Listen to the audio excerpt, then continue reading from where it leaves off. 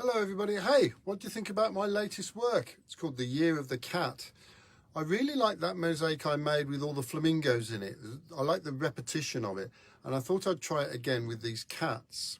And the point is that on the surface they're all the same, but as you look a bit closer you'll see they all have different personalities. And my idea was a kind of school photo really. For the first time I've stacked, so they're not cut out, they're not on one plane. It's like a staircase. You've got this level, the second level, the third level, like that.